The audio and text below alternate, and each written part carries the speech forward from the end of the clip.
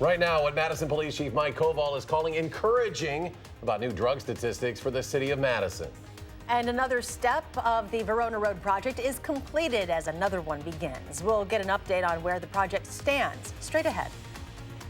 From the Channel3000.com Alert Center, this is News 3 Now at 10. Thanks for joining us tonight. In recent years, when you hear about heroin statistics, it is usually very bad news. But recent numbers suggesting a downward trend in overdoses and deaths in Madison are actually encouraging. Madeline O'Neill explains what might be helping. Charlotte and Eric, Madison police say in June last year, the city had 11 heroin deaths. This June, that number is 0. And year-to-date, heroin-related deaths are down as well, along with known heroin overdoses. It's still too early to say if this will continue, but because the heroin epidemic at times has seemed almost insurmountable, this is uplifting for those who deal with it firsthand. We're talking about typically young, healthy people who have their whole lives ahead of them, and a drug overdose death is just often the most tragic. It can seem like there's no end in sight. Seeing it rise feels like a rising tide where it's not going to stop. In his 11 years working in the emergency department, SSM Dr. Michael Hallberg has seen countless overdose patients in hospital rooms. Last year it was really discouraging because it seemed like things were going in the wrong direction. But Madison police say statistics showing heroin overdoses and deaths are down in the city suggest the tide may be turning. I'd like to believe that slowly, ever so slowly, the trajectory is moving in a different direction. Chief Mike Koval points to a reduced stigma surrounding drug addiction. I think we're looking at a lens of how can we provide help and care and medical responses in terms of treatment modalities, as opposed to looking at it as a punitive model. That includes putting money toward resources such as the Madison Addiction Recovery Initiative, which offers treatment as an alternative to jail. In its 2 years, police say 44 people have completed the program. You never leave home without it. Koval also points to something he keeps in his pocket. More often than not, I have forgotten my gun before I've forgotten my Narcan. Officers have Narcan, the overdose reversing drug, on them as well. You should have it, and if you don't, why not? We're seeing that the police and the paramedics both are getting really well versed in how to handle these more critical patients at the scene. In the emergency room, Hallberg says they're seeing fewer heroin overdoses so far this summer compared to last, a trend he hopes continues. Now we're seeing that through public health efforts and the local resource efforts that you can make a difference, that we can actually treat this. Of course, there's still a long ways to go, and saving patients from an overdose is the first step, but doctors say what happens right after that is critical. At SSM and area hospitals, overdose patients have a chance to touch base with a recovery coach and get connected with long-term resources from there. The mother and daughter charged with first-degree reckless homicide and the death of a 13-year-old girl are being held now on $250,000 bond. Lori Berry and her daughter Alexis had their initial court appearance today. They are accused of suffocating and beating Sayla Caden in Mineral Point back in May of 2018. The girl's parents live in North Carolina and made a temporary agreement with the Berrys to watch the girl. Preliminary hearings are scheduled to begin in October. Law enforcement officials near the state line say they are trying to get ready for Illinois to legalize marijuana. It is something the Beloit police chief says he is not excited about. My initial reaction is one of concern because we are in such close proximity to Illinois. It probably will be difficult for people to remember that when they leave the state of Illinois, the marijuana that they're smoking there is illegal in Wisconsin. Legalization in Illinois begins January 1st. The Beloit Police Department has already trained one officer in drug recognition or being able to tell if someone is driving high. Chief Sobalski says with the laws in Illinois, he expects some of those impacts to make their way to southern Wisconsin. New tonight, police are investigating after a veteran memorial was vandalized. This happened over the holiday weekend in Sheboygan. The installation is a tribute to what's called the Secret War, when Hmong and Lao soldiers fought alongside Americans during Vietnam. Someone burned 3 panels the night of July 4th. 2 of them were just put in on Memorial Day at $1,900 a pop. President Trump's Salute to America 4th of July celebration cost the Department of Defense $1.2 million. The Pentagon says that figure does not represent the full cost to taxpayers. It does include the cost of flying hours and the transportation for tanks and fighting vehicle platforms. With less than a 3-day blood supply here in Wisconsin, the American Red Cross says it is currently facing a critical shortage in all blood types. The Red Cross says it likes to have a 5-day shelf supply, but the busy summer schedule has led to that shortfall. It's estimated that only about 3 out of every 100 eligible donors actually donate blood. Let's get a look at weather now. Here's meteorologist Dana Fulton with our first alert forecast. Right now we do have a line of showers and a few thunderstorms slicing through southern Wisconsin, bringing some heavy rainfall at times, also some stronger wind gusts. Here's a look at just the last 2 hours, how quickly this line has moved in and also falling apart just a little bit. Now we do have rain just around Madison and Dane County. We also have, of course, some lightning in those thunderstorms in Rock and Greene County right now. Those thunderstorms expected to continue to slide on through over the next hour or so, but once this rain passes, we'll just stay mostly cloudy overnight. We aren't expecting any new rainfall to build in by Wednesday morning. It's about 76 currently in Madison, still 81 in Janesville, and 73 in Mineral Point. We're in for a very humid day tomorrow with the chance for storms later in the evening and a very hot weekend ahead. We'll take a look at your full forecast in just a few minutes. Dana, thanks. The road construction on Verona Road is one step closer now to being done. Today, the Williamsburg Way Bridge opened, letting crews focus solely on Verona Road underneath. Amy Reed is here with what this means to the businesses nearby. Amy? The end is almost in sight now that this bridge is open. Crews have started work down below. It gives drivers another passage through this very busy section of the Madison-Fitchburg area. But business owners around there say they'll be happy once the whole thing is done. If you hate driving through this, try running a business right alongside. I would say 80% of the people that come into our store comment about how hard it was to get here. And that's not a good thing for us. Bo Polinsky owns Roughing It in Style, and ever since construction started on Verona Road 2 years ago, it's been tough. A lot of people are willing to fight this construction to find us. But like I said, the amount of foot traffic day in and day out has really dropped off. He said right now, because of construction, they're operating at a loss, relying on their 2 other locations to stay in business. He can't wait for the road work to finish. We just hope that we can survive, another year, because from what I understand, this won't be completed until the fall of 2020. But today, the project hit a milestone. Williamsburg Way Bridge opened. Verona Road now runs directly underneath. As the road work continues, they'll build a bridge over Highway PD so traffic can move both directions at once. So over the next 4 or 5 months, we're going to have a lot of work going on Verona Road. So by this fall, 3 lanes open in each direction on Verona Road without any impacts for Williamsburg Way and Highway PD. But Wednesday, work will also start down the road at Nesbitt and Fitchrona as the city of Fitchburg turns this intersection to a roundabout. It's another stress for Polinsky. But right now, he's thinking about the project he sees from his front window and the long road ahead until it's done. I can't really get excited about anything until it's over and done with. And then, hopefully, some of our people return and some of our foot traffic picks up. I'm just hoping we can hold out that long.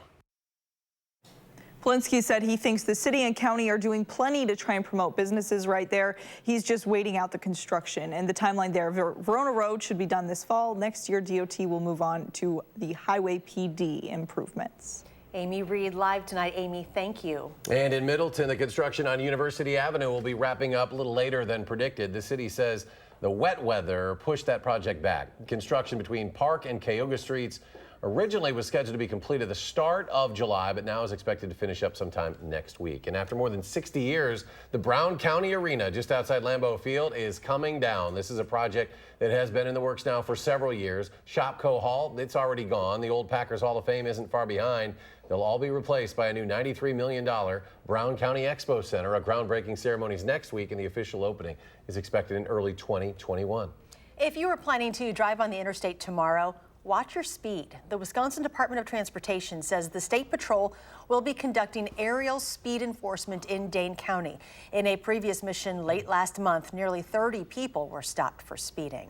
Nearly a year after the deadly explosion rocked downtown Sun Prairie, state lawmakers want to prevent future tragedies. Representative Gary Hebel introducing a new bill seeking to clarify who is responsible for calling Diggers Hotline, Wisconsin's one-call system for excavation. On July 10th last year, police say a gas line was improperly marked in Sun Prairie.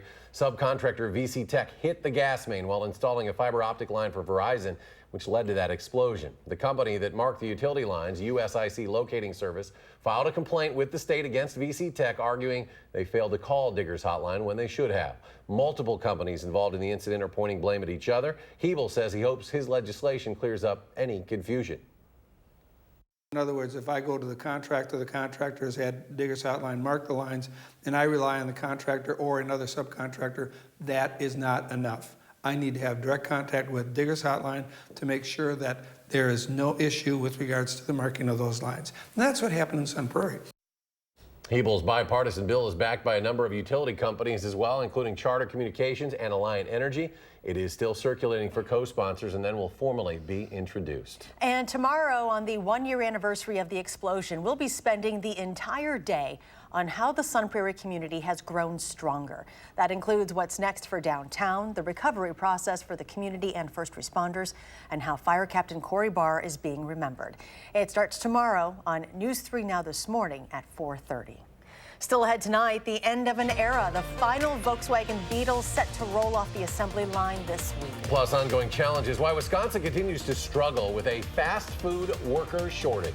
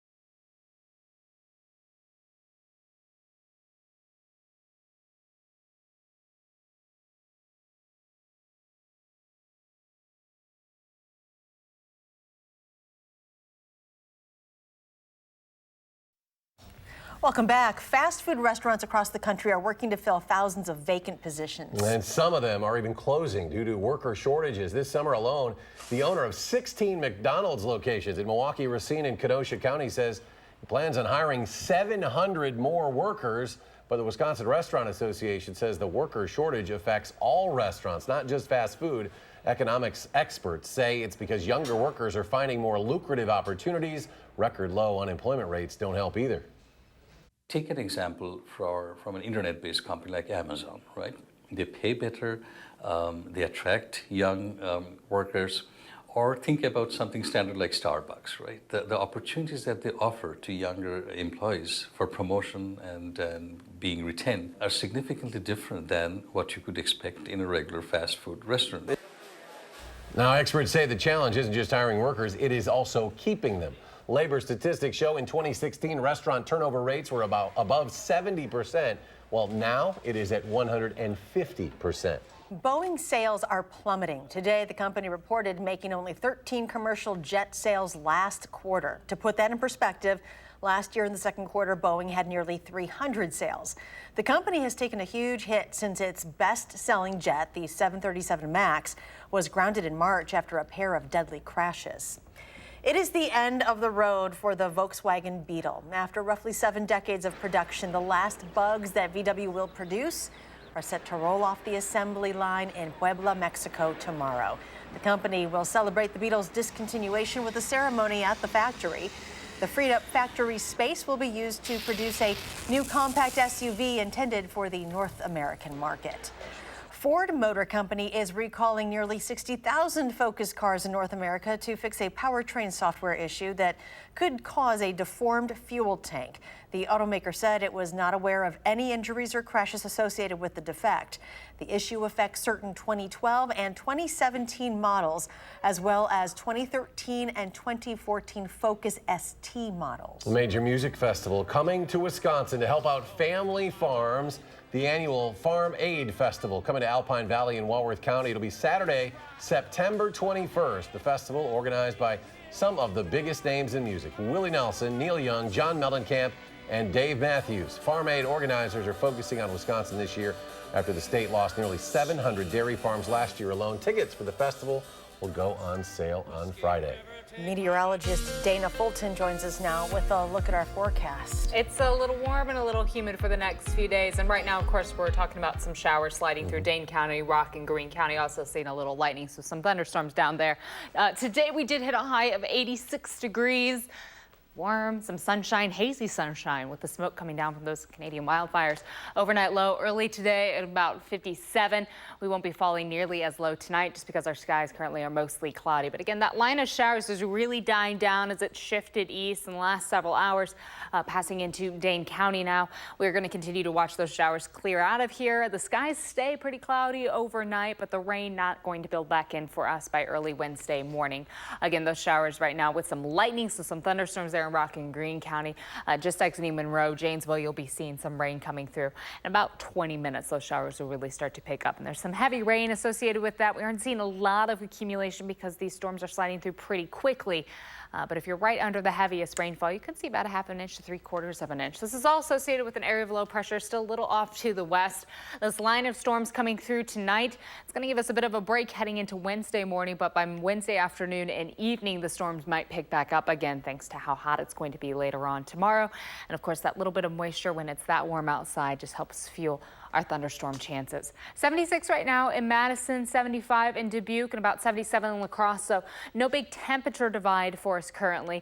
Overnight, again, skies staying mostly cloudy. Tomorrow morning, though, will actually be partly sunny. We get a little bit of sun early in the day, and then our shower chances will build in later on. Most of the rain chances will stay to the north, not ruling out the chance, so to see a few isolated showers and thunderstorms in southern Wisconsin. By Thursday, we get the sun back. No rain chances for Thursday. And it's going to be our little break in the humidity before things really pick back up again by this weekend and into the following week. We do have a slight risk for severe weather tomorrow east of Madison, and then a marginal risk just a little to the west of Madison. That slight risk, of course, anything that does pop up later in the day, it's going to have a lot of fuel with it because of the temperature, so there is the chance to have some heavy rainfall, some stronger wind gusts, and not ruling out an isolated hail chance either. Rainfall totals, again, staying pretty minimal, not just with tonight, but also with those storms sliding through tomorrow. So we stay mostly cloudy overnight.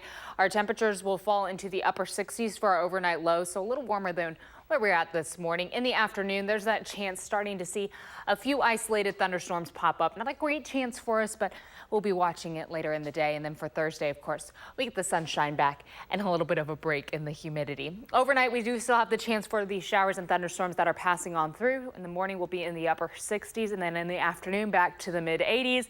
It's going to be warm and humid outside, partly sunny with those storm chances later on in the day. We'll take the mid 80s, though, over what's going to be moving in for the second half of the weekend and into the following week. Thursday's our break in the humidity, and then we steadily start to warm up towards the low 90s, and that's where we stay. We stay there for quite some time. So we have added alert days into the forecast for Sunday and all of the following week. Our concern, of course, how hot it's going to be outside and our heat index ratings. Low 90s is where our temperatures will be, but our heat index readings will be in the mid to upper 90s.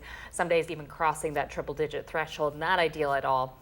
So we definitely want everyone to stay hydrated, stay inside if you can, or certainly stay in the shade. Monitor yourself, of course. Heat exhaustion is real. Heat deaths are real. We'll be keeping a very close eye on things next week because it is an extended heat wave for us, stretching in through the entire week. All right, Dana, thank you. Thanks, Dana. The Forward Madison Football Club has a wild ending to its game tonight in Lansing. We'll show you what happened ahead in sports.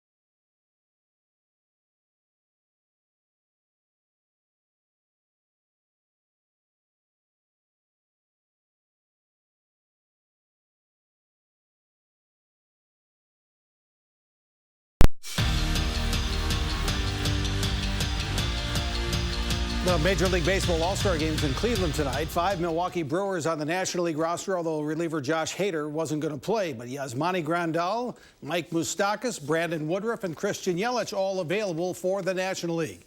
Yelich leads off the game against Justin Verlander. He hit it hard, but it's a line out to first. It's been the year of the home run in the majors, of course, and here's a home run from Joey Gallo of the Texas Rangers. Charlie Blackmon hit a National League homer, but the American League wins again for the 7th straight year. 4-3 American League. Pitcher Shane Bieber from Cleveland is named the game's MVP. As far as the Brewers are concerned, Yelich 0-2, Moustakas 0-2, Grandal 0-1 with a walk. Brandon Woodruff gave up a run in 2/3 of an inning. Pete Alonso had a 2-run single for the National League. The American League wins, though, 4-3. Of course, last night, Alonso, a former Madison Mallard, won the home run derby in Cleveland. The New York Mets first baseman is making $550 million this season, but he won $1 million in the home run derby, and he donated a good chunk of it to the Wounded Warriors Project and Tunnels to Towers Foundation. Alonso was the Northwoods League most valuable player in 2014 with the Mallards, and manager Donnie Scott says you could tell back then Alonso had it. You could see it. I mean, when I was trying to get some of my buddies that were agents to try to hook up with Pete, and at the time I said, this guy's a gold mine for you, and he is something special. And I seen that a long time ago. 19 years old was what he was, and he was pretty strong then, but I can just imagine now how strong he is.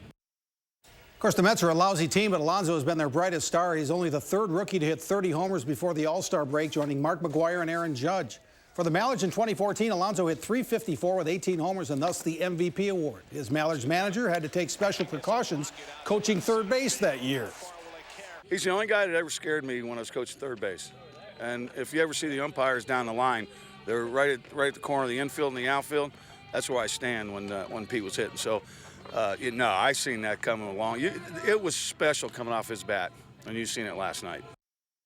It's been a wild night at Warner Park. The Mallards were down 8-1, but they rallied. It's now 8-8 in the 9th. The Rockford Rivets and Mallards play again at Warner Park tomorrow night. And forward Madison FC plays in Lansing, Michigan tonight. Not quite as many people go to the games there as they do at Breese-Stevens Field, I guess.